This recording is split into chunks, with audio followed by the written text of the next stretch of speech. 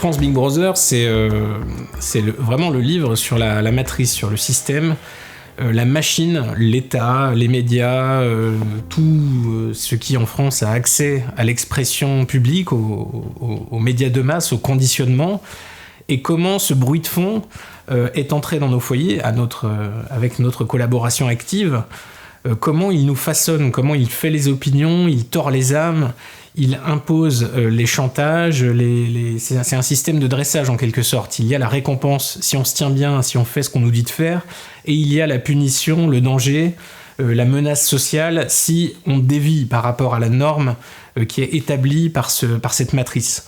Donc la France Big Brother, c'est le démantèlement rouage par rouage de cet engrenage infernal duquel nous sommes tous victimes et nous jouons tous un rôle malheureusement dans cet engrenage.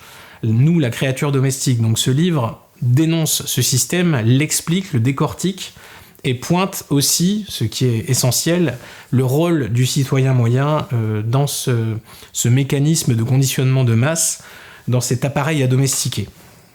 La France Big Brother, donc comme la France Orange Mécanique et la France Interdite, est réactualisée, relue, corrigée, édition de granit définitive. Ce livre est toujours autant d'actualité. J'ai envie de dire, n'allez plus voter, ne croyez plus en rien, n'espérez plus, lisez ce livre, comprenez, intéressez-vous d'abord et avant tout à la nature humaine profonde, puisque c'est elle qui détermine ce que nous sommes, ce qu'on subit, qui détermine les motivations de ceux qui nous dirigent, de ceux qui participent de cette machine à conditionner, de ceux qui sont ces gardiens du parc humain en quelque sorte. Ce qui me frappe souvent chez mes lecteurs, chez mes contemporains, c'est qu'ils regardent le média, ils regardent l'information sans le moindre filtre. C'est-à-dire qu'ils vont complètement admettre les réalités qui sont recréées pour eux.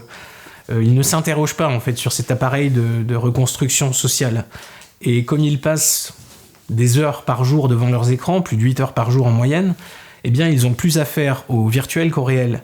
Et ils ne se rendent pas compte que donc les expériences de ce qu'ils croient être leur existence, leur vie, eh bien elles sont complètement refaçonnées, recréées par le média, par cette machine à conditionner, par cet état.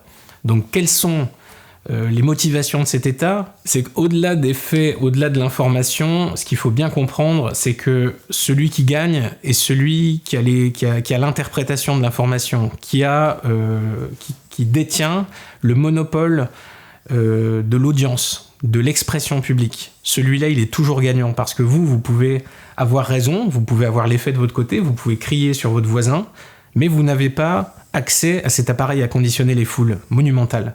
Donc tant que cet appareil sera là, la démocratie ne sera pas. Et c'est ce que je montre avec ce livre, La France Big Brother, donc qui est évidemment essentiel pour arrêter de jouer ce jeu dans lequel on perdra toujours, la politique, la démocratie. Ce sont les paravents en fait de cette machine qui nous gouverne et qui nous détruit. Donc il est temps d'arrêter de jouer, il est temps de sortir de ce jeu, et il est temps de lire La France Big Brother.